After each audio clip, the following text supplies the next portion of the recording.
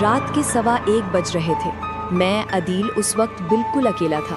घर शहर से थोड़ा दूर था, पुरानी कॉलोनी जहाँ ज़्यादा लोग रहते नहीं थे। मैं नया शिफ्ट हुआ था क्योंकि मुझे तन्हाई पसंद थी, लेकिन मुझे नहीं पता था कि तन्हाई कभी कभी इंसान को नहीं, किसी और को अट्रैक्ट करती है। उस रात बिजली चली गई और अंधेरा इतना गहरा था कि हाथ को हाथ नजर नहीं आ रहा था। सिर्फ हवा की हल्की सी चीख और दरख्तों की सरसराहट सुनाई दे रही थी।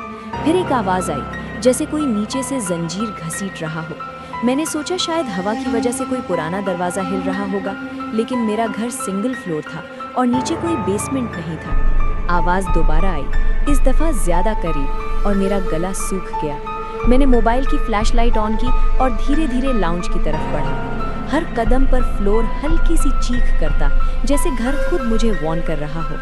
तभी मेरी नज़र दरवाजे पर पड़ी, जो हल्का सा खुला था।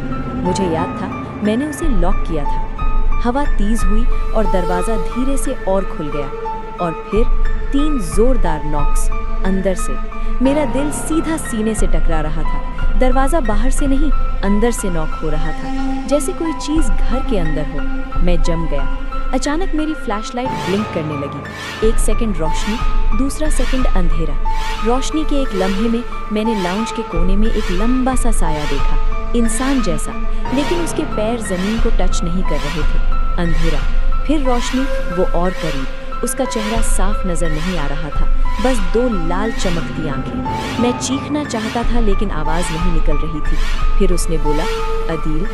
उसकी आवाज़ मेरी अपनी आवाज़ जैसी थी, बिल्कुल मेरी, जैसे मैं खुद अंधेरे से मुझे बुला रहा हूँ। मेरा दिमाग सुन हो गया। तुमने मुझे बुलाया था। मैंने कब बुलाया? मैं कभी किसी चीज़ से नहीं खेलता था, ना ब्लैक मैजिक, ना कोई अजीब चीज़ें। फिर मुझे याद आया, 2 दिन पहले मजाक में मैं और मेरा दोस्त फरहान एक पुरानी किताब देख रहे थे जो मुझे स्टोर रूम में मिली थी। उसमें अजीब सिंबल्स और काले अल्फाज थे। हम हंस रहे थे। फरहान ने कहा था, ये शायद किसी ने शैतान को बुलाने के लिए लिखा होगा, और मैंने मजाक में वो अल्फाज जोर से पढ़ दिए थे। उस वक्त कुछ नहीं हुआ, लेकिन शायद कुछ सुन रहा था। मेरी फ्लैशलाइट बंद हो गई।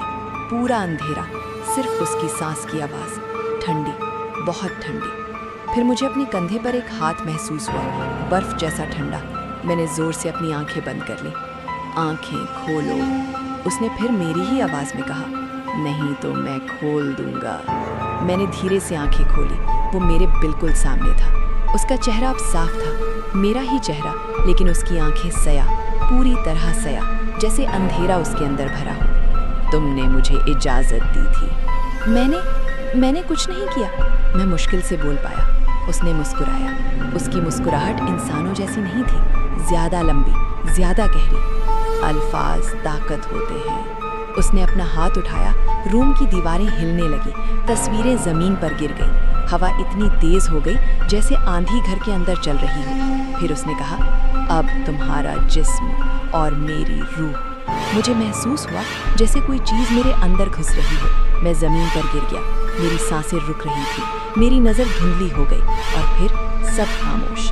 सुबह के 7 बजे मैं अपने बिस्तर पर था, जैसे कुछ हुआ ही नहीं। मैंने सोचा शायद ये सब ख्वाब था, लेकिन फिर मैं बाथरूम गया और मिरर में देखा। मेरी आंखें 2 सेकंड के लिए पूरी सया हो गई, फिर नॉर्मल। मेरा दिल फिर तेज धड़कने लगा। मुझे समझ आ गया, वो गया नहीं, वो अंदर है। उस दिन से चीज़ें बदल गईं। कभी कभी मुझे अपनी याददाश्त में गैप्स मिलते हैं, कभी लोग मुझे देखकर डरते हैं। फरहान ने कल कॉल किया। उसने कहा, कल रात तू मेरे घर आया था। मैंने कहा, मैं तो घर से निकला ही नहीं। उसकी आवाज़ कांपती हुई थी। तूने मुझे वही अल्फाज दोबारा पढ़ने को कहा। मेरा खून जम गया। शायद वो अब सिर्फ मेरे अंदर नहीं, वो फैल रहा है। और जब भी रात के 1:38 बजते हैं, मुझे अपनी ही आवाज़ सुनाई देती है, अगला कौन? अगर तुम ये कहानी रात को पढ़ रहे हो, और अगर तुमने कभी मजाक में भी कोई अजीब अल्फाज जोर से पढ़े हैं, तो एक बात याद रखना, कुछ चीज़ें मजाक नहीं होती। कुछ चीज़ें सिर्फ एक दफ़ा बुलाई जाती हैं, और फिर वो कभी वापस नहीं जाती।